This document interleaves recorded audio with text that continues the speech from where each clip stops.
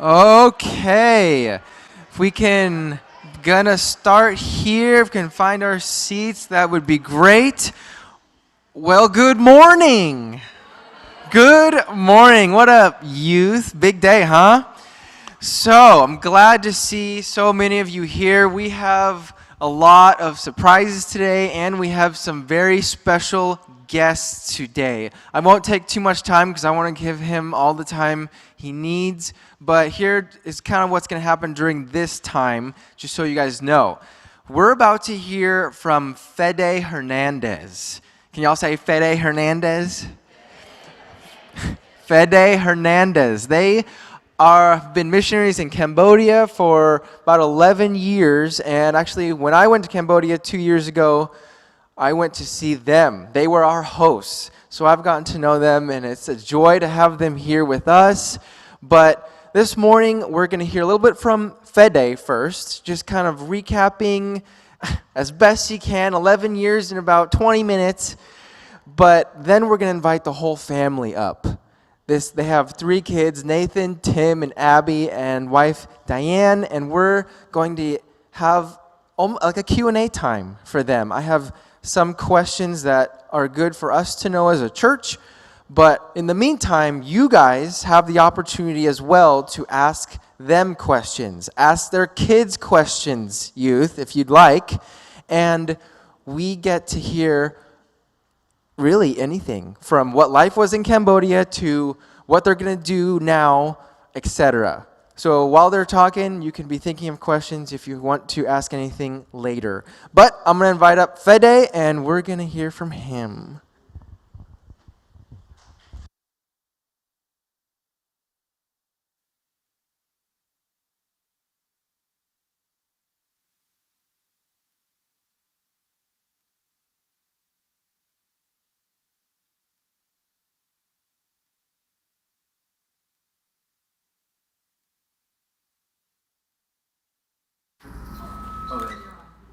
Now?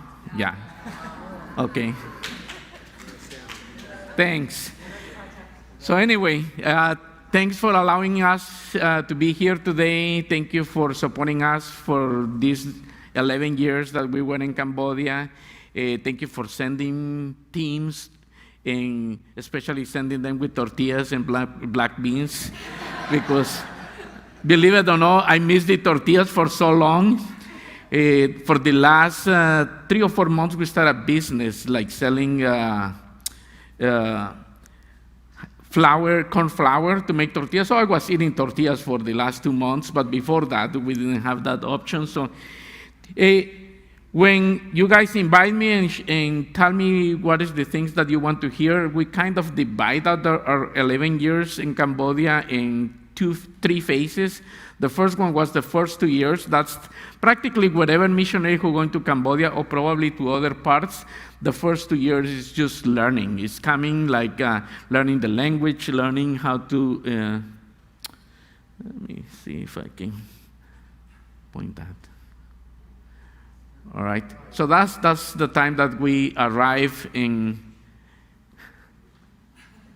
All right, got it.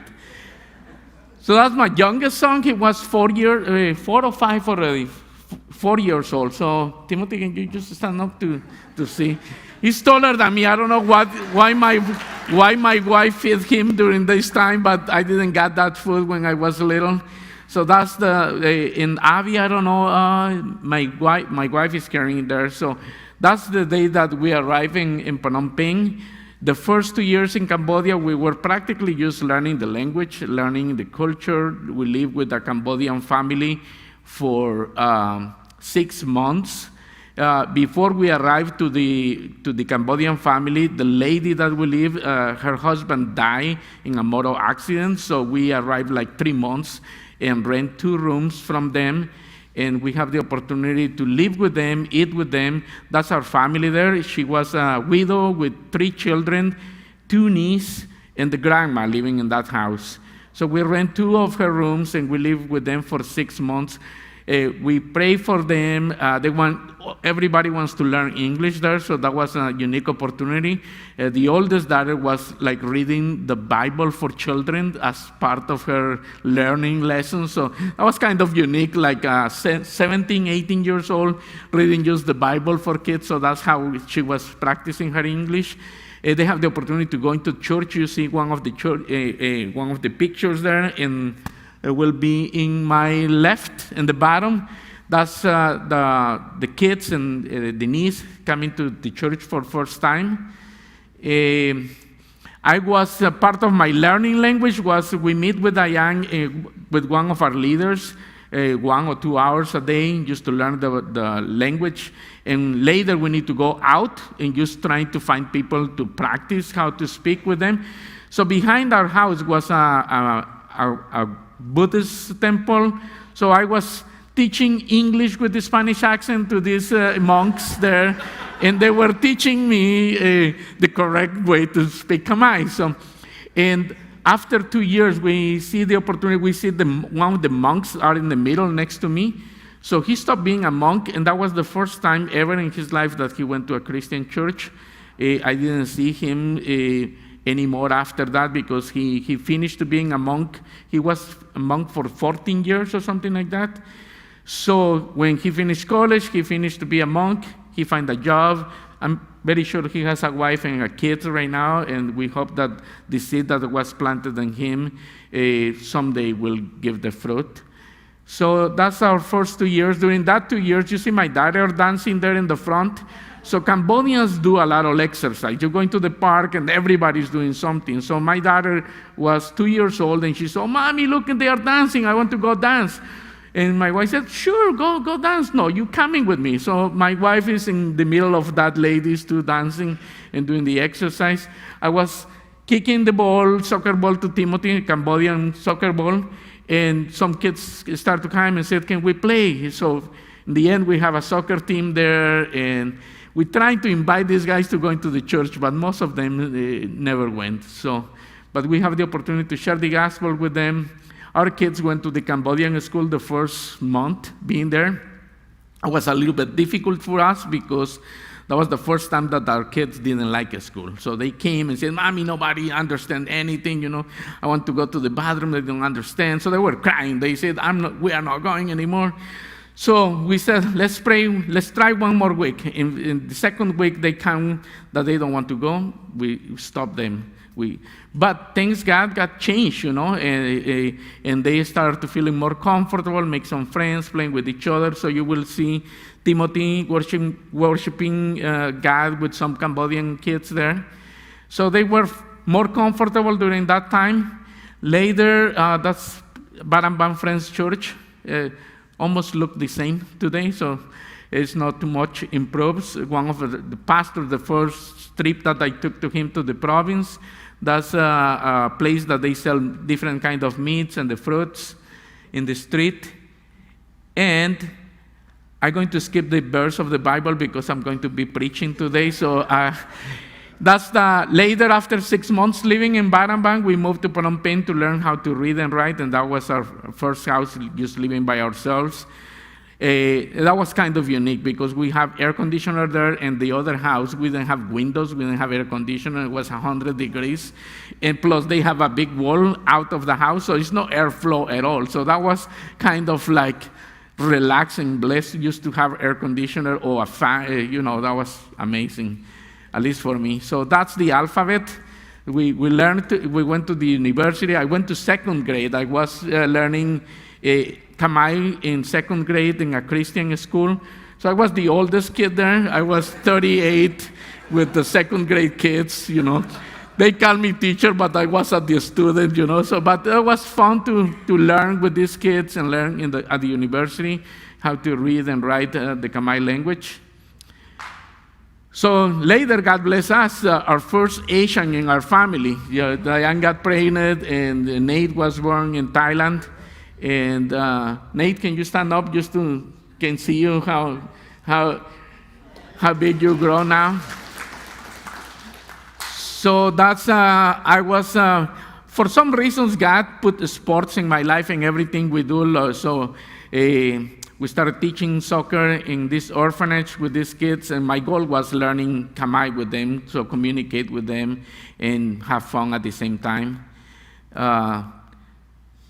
So after 2 years, God moved us to Posat. Posat is a small town north of Cambodia. The reason we moved because most of the old missionaries came back home, and the only ones left after 2 years was my family and the source. So we were there. We didn't even know where all the churches, French churches, were.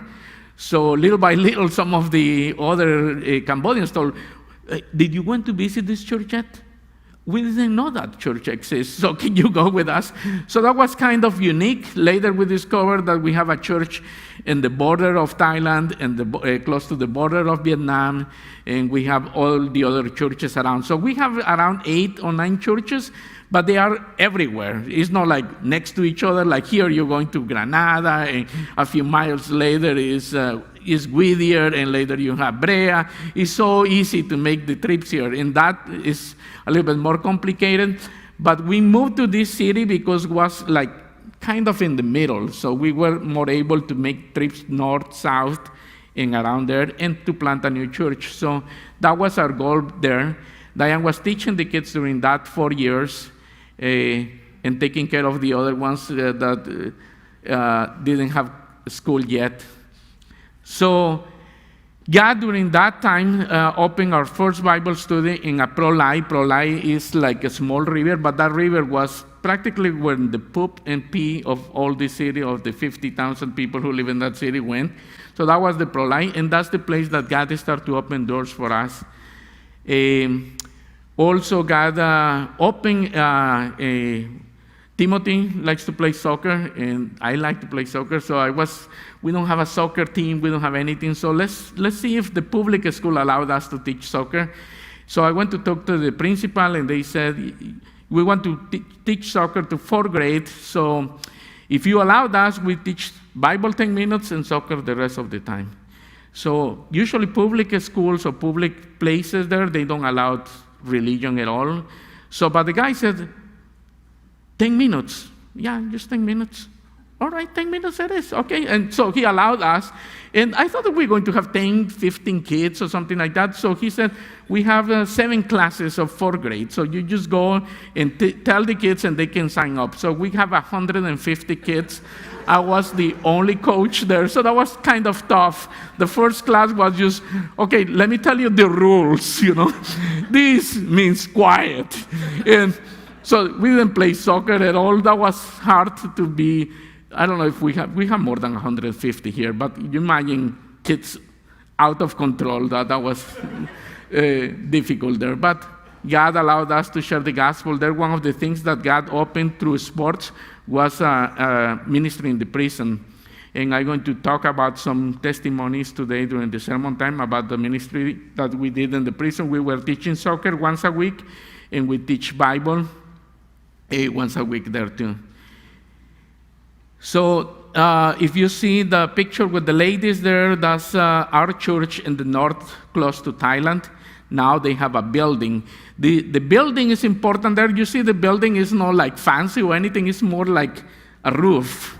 And they put a little bit walls now. So this is the first church that is built 100% with Cambodian funds.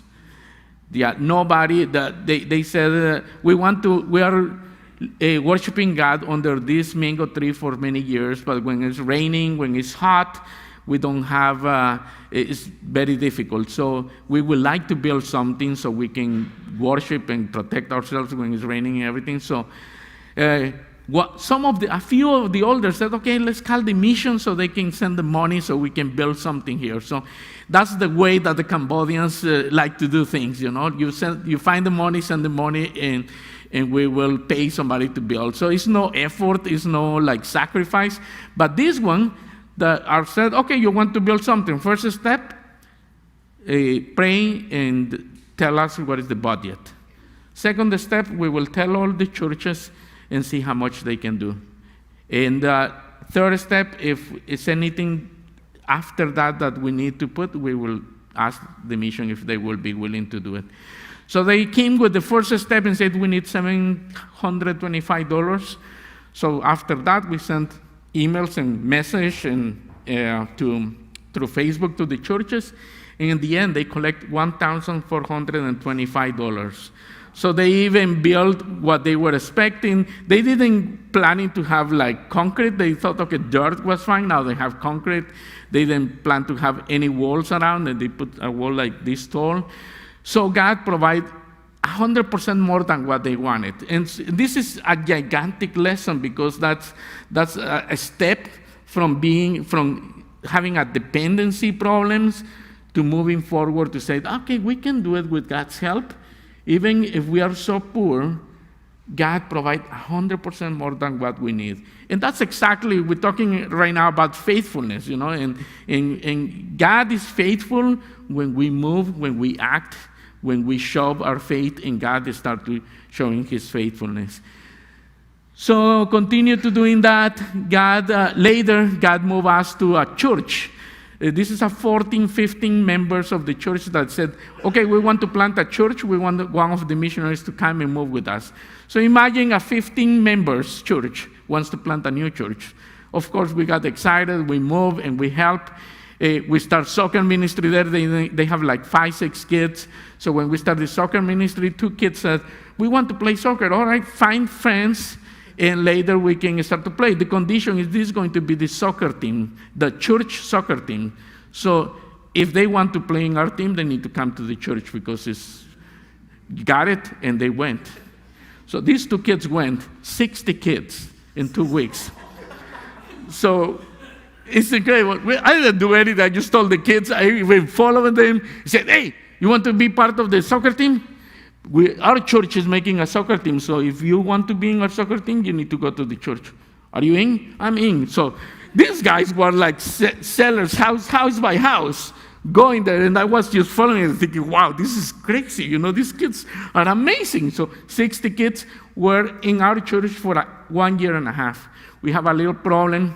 We wasn't prepared to receive that many kids. We didn't have the teachers for the different ages, and we have some problems in the end. They stopped coming, but we have them sharing the gospel for 1.5 years, and we hope that the seed that was planted in each kid there someday will come with the fruit. So, talking about dependency, can somebody tell me how many more minutes I have? 5 minutes? I lost count. 5 minutes, okay. So one of the things that happened, dependency on foreigner money to independence and just dependency on God. So one of the things that happened, the church was like, didn't have enough space. You see the kids there with no roof in the top of them. So I said, I think we need to make the roof a little longer there. So I look at the roof and I said, I think I can do it with somebody's help. So that's fine, but I don't know how to do the floor. So 2 single Cambodian girls said, we take care of the floor. You just take care of the roof, we will take care of the floor. So we need the money too. And they said, okay, let's talk to our funds and see if we can. They bought everything, and I built with a German guy the roof. That was very simple and easy. It's not a big construction. It's just putting nails here and there. So, and we came for furlough. When we went back, the whole floor was done. So and they asked, can we paint the church too? I have two Canadian friends who were like Ben size, like tall guys who didn't need ladder to paint that church. So I said, hey, can we paint the church? But they bought the paint, they bought everything. So that usually we put the money and give it to them, and they take care of the things. Now they bought the things, and we are the ones who painted. That was a feeling of relief. That was a feeling of happiness. That was a feeling like we are moving to the correct place. So we start a Bible studies. We have a training group for new preachers. Like every Friday, we meet with these leaders who wants to preach. So they were getting prepared to preach together. Like, okay, I remember one of the ladies, the first sermon was 5 minutes. So that's the kind of preachers that Ben like to have at the church, 5 minutes. Just kidding, Ben. So anyway, She was 5 minutes and said, that was amazing. It was only 5 minutes, but that was amazing 5 minutes. Next time you go 6, 7, and until you reach 1 hour or something like that. So that was a good time. One of the guys there, he's the one who preached once a month at the church. So he felt the confidence, and because he's the only man at the church, it's important for the church to have some old guy there in preaching the gospel. So God opened a new other opportunities in different villages. The village of the Coconut is the Donso village. The Prexwai is like the Mango Forest School. And in another place called Saraumpel. And we started like 3 years ago, 2.5 years ago, a new group called Sensok Friends Church, that we will start in a Bible study in a house. Later, that people moved to another house, and we're having 2 houses. And in the end, we didn't fit because they renting just 1 room, and we have the space like from here to there in front of their room. So that's the square that we sitting around. But later, more people were coming, and we were kind of like being in front of the other rooms, neighbor. So one school opened the opportunity for us so we can start to meeting there. Until COVID came, we went back to houses because the school was closed until today, probably still closed. So Diane, during this time, was teaching at Logos International School. It's a Christian school that is mostly for missionary kids, but 75% are Cambodian rich kids. So I don't have a problem to reach the poor people. I feel confident and I can meet them, but to reach the rich, I don't know if you said correctly, but I don't know how to get to the rich people. So that school was the perfect place to be with the kids who were more available economically. And Diane had the opportunity to teach Bible, to teach English, and they were receiving Bible every time. We have so many stories of kids who make a decision, the only person Christian in their family, and sharing the gospel. One of the kids that Ben was teaching English, during the devotional, he was saying, and my kids sometimes criticize me because they said, but he still say bad words. Yeah, like we don't become perfect right away when we met Christ, it's a process. So one of the things he said during our devotional, I want to share something. My mother said that, hey son, don't forget that you are Buddhist. So you're going to a Christian school, you come into this soccer Christian place, but you're still a Buddhist. And she said, no, Mom, I know the real God now. And it's a 12 years old, 12, 11, something like that. So he came in, I know the real God now. And how do you know it's real? You God is the real. Okay, tell me one thing. God created heavens, earth, humans, animals, everything that exists. Tell me one thing that Buddha created. I have almost 10 years in Cambodia. I never used that as my techniques to share the gospel, he wasn't a good soccer player, but he was one of my favorite kids since that day. So it's amazing how a kid, 11 years old, started to share the gospel with the family. So that was a blessing for us. And I know that's part of the seed that Logos International School is planting in all these kids every day. So we started a small business. We didn't have cheese, so I YouTube how to make cheese. And some people like it, so we started a new business to support our Cambodian church planters. So right now we have cheese for sale in different, what do you call it, stores? Yeah, smaller stores. And we didn't have tortillas, so God just opened. We were closing and passing everything to the Cambodians. The soccer club is in hands of Cambodians and some other leaders, the Saturday, the Monday, and the different ministries. So in the end of February, one guy said, hey, somebody give me a machine. A missionary bought me a machine to make a corn flour. But I don't know how to do that. I don't know how to sell that. I don't know who is buying these things. So it's in the end of February. We are planning to leave in June.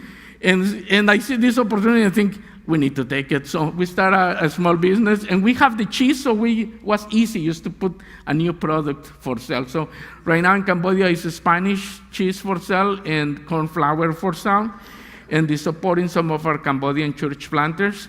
The soccer is one of the big things. I don't know if you can see Ben in that white picture, white and black picture there. He's probably going to be somewhere there, or he's the one who took the picture. Who knows? But that was amazing. When they went, they did something like the Bible school that you usually have once a year. But in Cambodia, you don't see that kind of things. So we have, before COVID reached, we have 100 kids in our soccer club, in conjunction Saturday and Monday. So I got emails from the moms saying how amazing that activity was. Like, that was a blessing. And I got emails from the parents. The dads usually don't text me. It's the mom, the one who usually text. I got texts from both of them just saying how amazing that was. So thanks for doing that, Ben, and the rest of the team there. So COVID came, and we start to have different ministries. Everybody's buying alcohol, hand sanitizer to spray. So we thought, okay, how much will it cost if we buy like 1,000 bottles and put it for sale in the stores that we have the cheese and the flour? So we put the sticker in the back of the hand sanitizer with the verse of the Bible, John 3:16, and the other one that I forget what it is, but it says, "Sinners, wash your hands." So that was kind of like very direct. But we put that, and we put it for sale. And the advantage here, you sell it, we bought more, we sell it, we bought more. So we probably did like 6,000 like hand sanitizers with verse of the Bible. We give 2 for each members of our churches, 1 for themselves, and 1 so they can share the gospel with others. And we create a video to show them how to share the gospel with the hand sanitizer. We create some, the mission provides some money so we can buy some basic products to help the Cambodians who got more difficulties during the COVID season. And this is the online churches we have. Baramban Friends Church got online with Facebook. Phnom Penh Friends Church got with Zoom. Sensok got with Messenger, and now they are doing with different kind of messenger that allowed more people to get together. And that's Baramban Friends Church, Sensok Friends Church, a picture of some of the churches, Suarian Friends Church, Presuai Friends Church, that's the one close to Vietnam, Chotiel Friends Church, Phnom Prek, that's the one that they have the new building now, and Phnom Penh Friends Church. So please keep praying for the Cambodian churches, keep praying for our missionaries there. I think I took more than my wife usually is in the back just making this sign. I miss her today. Well, thank you, Fede. So yeah, this time I would like to invite the whole Hernandez family up to our stage, if you please. That would be wonderful. Can we welcome them up real quick? So,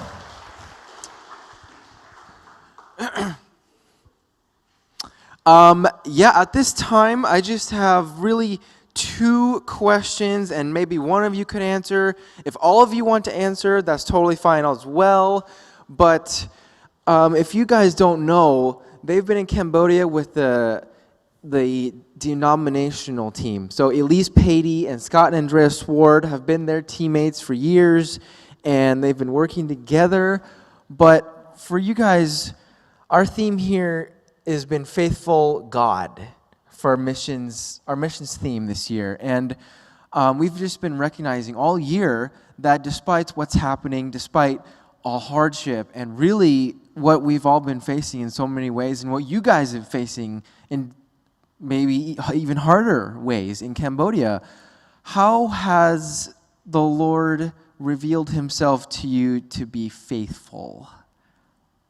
Very broad question.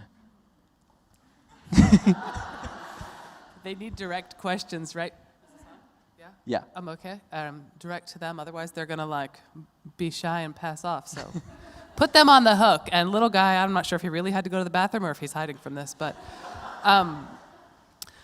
so you know, in Genesis, when God calls Abraham to leave his country and go to the place where God will show him, I feel like that's like the story of everything for us, right? All of the different stories that Fede shared. Come on up here, Nate. None of it was what we anticipated or could have seen in any way, right? It was totally like, just start walking, and I'll meet you there, and I'll show up, and I'll do something. And so we kind of feel like we've just been participants, sure, but I mean, we just had a front row seat to see God do amazing things in a really cool part of the country. One of my favorite verses, and one that keeps coming back over the last several years, especially as I was teaching school, was Ephesians 3:20 that says, "Now to God who is able to do immeasurably more than we could ever ask or imagine." So I had taught school before I had Tim, and when I went back, I taught middle school. That was very comfortable for me. And a couple years into it, the principal comes and she says, "I need you to teach the juniors and seniors." I'm thinking, oh dear. Now I'm in over my head, because you can fake it with middle schoolers. Sorry, middle schoolers, but you can fake a lot with middle schoolers. And I thought, oh, these juniors and seniors, these are smart kids. I better know my stuff. And I was a little bit afraid of them. And I had to now all of a sudden do devotions with seniors and speak at chapel for seniors and take them on camps. And I just didn't really feel like I had what it took. And again, it was God just saying, just walk where I'm leading you, and I'll be there. And he really was. It was, like Fede said, it was a really, really neat ministry platform these last 4 years for me personally. And you've seen testament of God's faithfulness through all the stories that he shared in all the other things over those 11 years. Thank you. Anyone else? How have you seen the Lord present in Cambodia? It could be simple as something in school, something in soccer.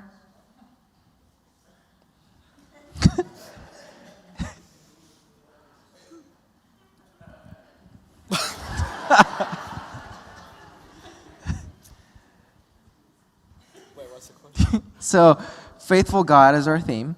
How have you seen the God be faithful while you were in Cambodia? Maybe with friends, because like my best friend that I had since like preschool or kindergarten, he moved back to California 2 years ago, and then I was like really sad because he was like one of my best friends. And then these other kids from China, they were missionaries. They moved to Cambodia, and so it was nice to have like new friends also. So That's great. That's perfect. Perfect. Do you have something? Okay. Last question, then I'm going to open it up to anyone else who has a question here, even youth. So you've been in Cambodia for the last about 11 years, almost 12 years, and now you are transitioning back to California. Can you tell us a little bit about what your next steps are? Where are you going? What will you be doing? Stuff like that. All right, so, in my mind, coming back to the United States always meant moving to Pennsylvania and living down the road from my mother, and grandma getting to be involved in the kids' lives. And so as we were kind of feeling like God was releasing us from Cambodia, ministry things were all in a really good place to be passed off. We kind of worked ourselves out of jobs there, and for the kids' ages, it was a really good time to come home and help them through the transition and to learn how to live in this country and in this culture. And so my expectation was, well, we just go back home. And our home before we came here was Pennsylvania. Until Fede starts talking to some pastors in his life, and they said, yeah, I don't think that's a really good plan. Don't think that God had you in Cambodia for 11 years, and with all this experience and stuff, for you to just go get a job at Home Depot or washing cars is the example he likes to use, to feed your family. And so maybe you should let the churches know you're coming back. And so he did, and several churches expressed interest in starting Spanish ministries in California. So we thought, okay, all right, God, we get it, California it is. And then it was a matter of, well, where in California, right? If there's several churches that all kind of want to do the same thing. So we spent a week in really intentional prayer, and again, faithful God. I spent 8 months before we spent 8 months first, and then we were just like, God, we really need you to take some of these things off the table and give us a little bit more direction. And faithful God showed up, and in that week, he conversations and phone calls and different things came along, and so it turns out that God wants us in Denair, up in the Central Valley for the next season. It's the one place of all of the conversations that were open that require us to start completely over again. We don't know anybody there except the pastor. No family, no friends, like in Southern California where we lived before. So he's going to be working with Denair Friends Church, and they want to start a Hispanic church. So we're going from Kamai church planting to Spanish church planting. And in my mind, I think it kind of looks exactly like what he was doing in Cambodia, right? Like, meet as many people as you can, make connections in the community, and share Jesus with them, and start the church. That's great. Thank you for sharing that. So now I'm going to open up to you guys. We have Dave going to be walking around with the mic if you just want to put your hand up. But Fede shared a lot, and if you guys have any questions, it doesn't have to be spiritual if you don't want. It could be as simple as, what's the craziest thing you've eaten in Cambodia, if you want. But here, we have one back there. Fede, is it on? Yes, I guess it is. Fede, I have followed you in regards to you're going up into the mountain somewhere and spending some time with the kids up there.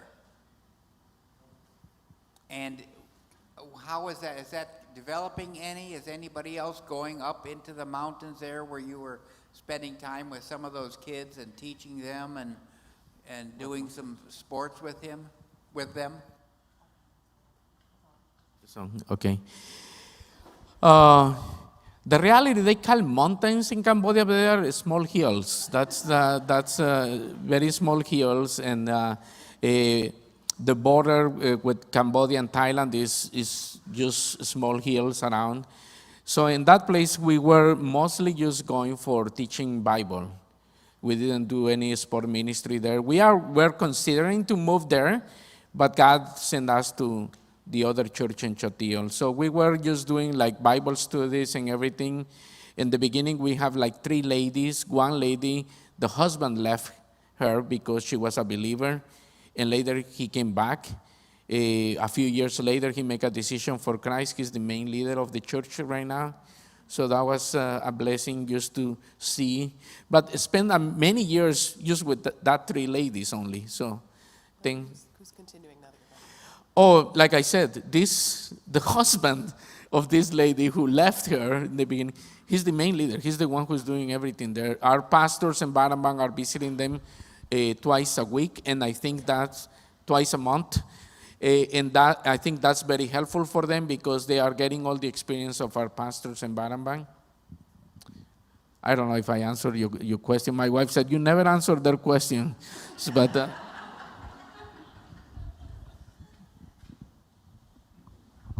Anyone else? Oh, we have a junior higher. Let's go.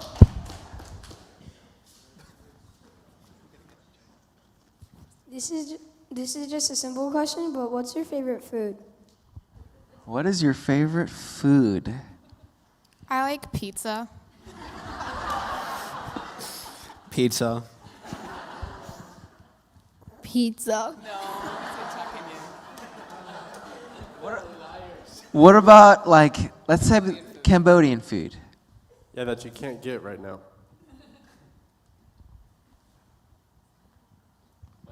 It's called mee cha. It's like stir-fried noodles with pork usually and like vegetables inside. So I like that.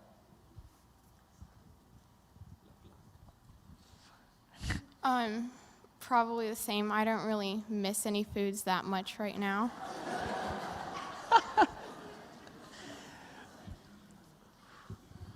Chakinye. So chakinye is stir-fried ginger with chicken, way more ginger than chicken, served over rice, and that's his favorite. Wow. Very nice. Very nice. I like crickets, when you're watching a movie. I ate crickets, and it tastes good. The only problem is between your teeth, there's all these little pieces in the end, but... Very nice.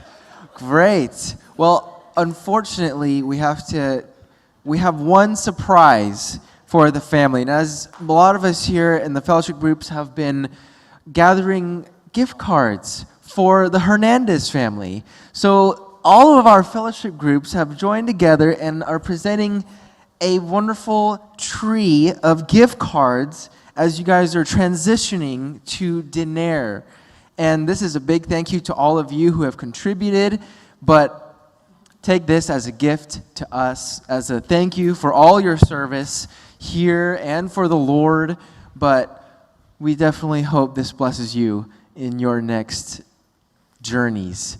But in the meantime, I'm going to have if we have some missions committee members or elders, if you could stand where you are, and really all of us can just extend out our hands on the Hernandez family as they are transitioning to a completely new lifestyle. We're going to lift them up to the Lord now. Dear Heavenly Father, you are good, and we have only seen testament of your goodness through Fede, through Diane, through their family as they have been ministering in Cambodia for the past 11 years. That's a long time. And even for the kids as they've grown up there, that's a long time to be in a different place. And now you've called them here to California to minister to the Spanish community and to start a whole new church and to start over. We thank you for their willingness and their faithfulness. We see that it is an example of how to be obedient to you. But I pray during this next time that you would go before them, that you would surround them with community, surround them with new friends, surround them with people who can help with the school situation, with the housing situation, with just finding a new life in a very new place. We continue to lift them up to you, and we pray your blessing upon them during this time. In Jesus' name, amen. All right, we have a few minutes before service starts, but stretch your legs, do whatever you like, and we'll be back in here.